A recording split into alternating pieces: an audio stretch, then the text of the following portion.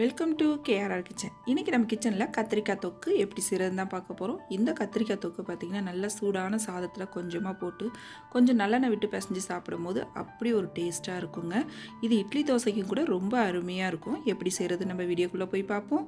அதுக்கு முன்னாடி நம்ம சேனலை இப்போ தான் ஃபஸ்ட் டைம் பார்க்குறீங்கன்னா சப்ஸ்கிரைப் பண்ணி வச்சுக்கோங்க. கூடவே பெல் சிம்பிள் ப்ரெஸ் பண்ணி ஆளுங்கிற ஆப்ஷனையும் ப்ரெஸ் பண்ணி வச்சுக்கோங்க. அப்போ தான் நான் போகிற வீடியோஸ் எல்லாம் உங்களுக்கு தொடர்ந்து நோட்டிஃபிகேஷனில் உடனுக்குடனே கிடச்சிக்கிட்டு இருக்கும். இப்போ வாங்க கத்திரிக்காய் தொக்கு எப்படி செய்கிறதுன்னு பார்த்துடலாம்.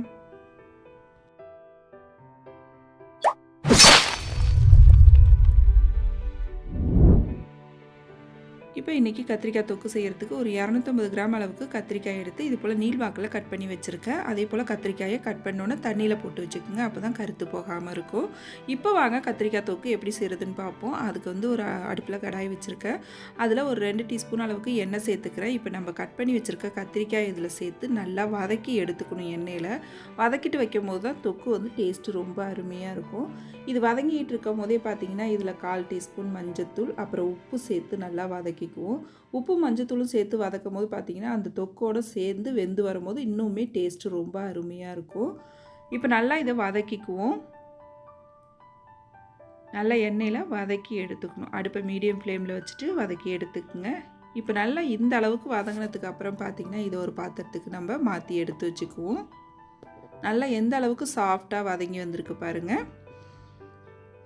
இப்போ அதே எண்ணெயில் பார்த்திங்கன்னா ஒரு 2 டேபிள் ஸ்பூன் அளவுக்கு நல்லெண்ணெய் சேர்த்துக்குங்க. இந்த தொக்கு நல்லெண்ணெயில் செய்யும் போது டேஸ்ட்டு ரொம்ப அருமையாக இருக்கும். இப்போ எண்ணெய் சேர்த்து நல்லா காஞ்சதுக்கப்புறம் 1 டீஸ்பூன் அளவுக்கு கடுகு உளுந்து சேர்த்து நல்லா பொரிய விட்டுக்குங்க. இதிலே கொஞ்சமாக பெருங்காயத்தூளும் சேர்த்துக்குவோம். அப்புறம் பார்த்திங்கன்னா ஒரு கொத்து கருவேப்பிலை, ஒரு பெரிய வெங்காயம் பொடிசாக கட் பண்ணி வச்சுருக்கேன், அதையும் சேர்த்துக்கிறேன். இதுக்கு பதிலாக நீங்கள் சின்ன வெங்காயம் கூட ஒரு 20 சின்ன வெங்காயம் கட் பண்ணிவிட்டு சேர்க்கலாம். அதுவுமே இன்னும் டேஸ்ட்டு சூப்பராக இருக்கும். அதே போல் ஒரு 15 பூண்டு பல் பொடுசாக கட் பண்ணி வச்சுருக்கேன், அதையும் சேர்த்துக்கிறேன். இப்போ வெங்காயம் பூண்டு ரெண்டும் நல்லா வதங்கி வரணும். நிறம் மாதிரி நல்லா வதங்கி வரணும். இப்போ வதக்கி எடுத்துக்குவோம். இப்போ பாருங்கள் வெங்காயம் பூண்டு நல்லா வதங்கி எந்த அளவுக்கு சுருங்கி வந்திருக்கு பாருங்கள். இதில் இந்த ஸ்டேஜில் பார்த்திங்கன்னா ஒரு 2 தக்காளி பழம் மீடியம் சைஸில் உள்ளதை அரைச்சி வச்சுருக்கேன், அதை இதில் சேர்த்துக்கிறேன். இப்போ தக்காளி பேஸ்ட்டு சேர்த்ததுக்கப்புறம் பார்த்திங்கன்னா அது நல்லா வதங்கி எண்ணெய் பிரிஞ்சு வரும்.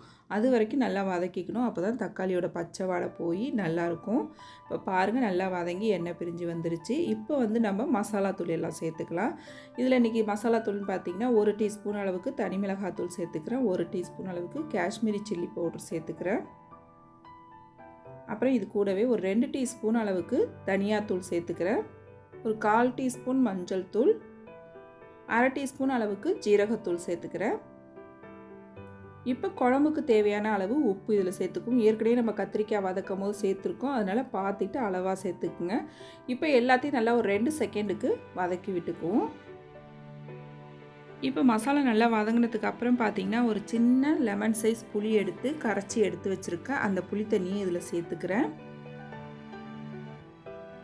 ஒரு சின்ன லெமன் சைஸ் எடுத்துக்கிட்டோம்னா போதும். நம்ம ஏற்கனவே தக்காளி 2 அரைச்சி சேர்த்துருக்கிறதுனால புளி கம்மியான அளவு சேர்த்தோம்னா போதும். இப்போ நல்லா இதை கலந்து விட்டு கொஞ்சமாக தண்ணியும் சேர்த்துக்குங்க. இது கூடவே தண்ணி சேர்த்து நல்லா கலந்ததுக்கப்புறம் உப்பு காரம் எல்லாம் போதுமானு செக் பண்ணிக்கோங்க. தேவைன்னா நீங்கள் இந்த ஸ்டேஜில் சேர்த்துக்கலாம். நல்லா கலந்து விட்டுருங்க. இப்போ கலந்ததுக்கப்புறம் பார்த்திங்கன்னா இது நல்லா ஒரு 5 நிமிஷத்துக்கு கொதிக்க விடுங்க. அந்த மசாலாவோட பச்சை வாடையெல்லாம் போய் நல்லா கொதித்து எண்ணெய் பிரிஞ்சு வரணும். இப்போ நல்லா ஒரு 5 நிமிஷத்துக்கு இது கொதிக்கட்டும். நல்லா தளன்னு ஒரு கொதி வந்ததுக்கப்புறம் பார்த்திங்கன்னா நம்ம வதக்கி வச்சுருக்க கத்திரிக்காயும் இது கூடவே சேர்த்துக்குங்க.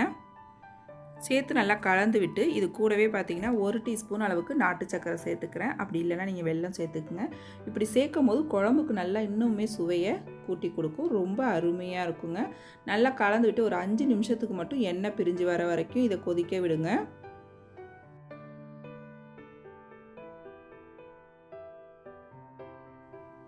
மூடி போட்டு ஒரு 5 நிமிஷத்துக்கு கொதிக்கட்டும். இப்போ பாருங்கள் நல்லா கொதித்து எண்ணெய் பிரிஞ்சு ரெடி ஆகிடுச்சு பாருங்கள். நல்லா எந்த அளவுக்கு திக்காக ரொம்ப அருமையாக ரெடியாகி வந்திருக்கு பாருங்கள்.